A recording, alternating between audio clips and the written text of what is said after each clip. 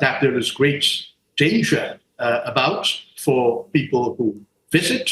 And of course, the purpose is to ignite a subcontinental crisis and bring India and Pakistan to the brink of war yet again.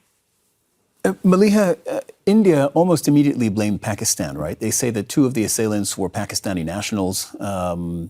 Now, Pakistan denies any involvement in this attack. As a former Pakistani ambassador, how do you look at this? Because there are essentially two conflicting versions, right? India is saying, ultimately, Pakistan did this, and Pakistan is saying, ultimately, we've got nothing to do with this.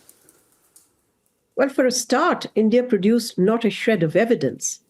There is absolutely nothing that was said by either the Prime Minister of India or the Foreign Secretary who announced these so-called retaliatory measures against Pakistan. If there was any Pakistani complicity, where is the evidence? And I think pointing an accusing finger is very dangerous in a situation like this. Pakistan instantly conveyed its condolences to those who had lost their loved ones in this terrible terror attack. So it was very swift in saying what it did. But I do think the fact that you are pointing to clashing versions and clashing narratives, I think that really underlines the need for the two countries. I know there's no appetite for this in India right now, but it has to be said that there is no substitute for dialogue.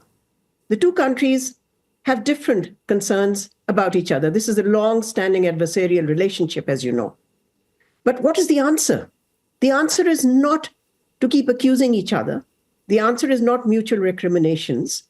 The answer is certainly not what India has done, which is to escalate the situation by the actions it's taken. I think one of the most consequential actions it's taken is to announce that it is suspending the Indus Water Treaty, which governs the sharing of river waters between the two countries and has stood the test of time since 1960.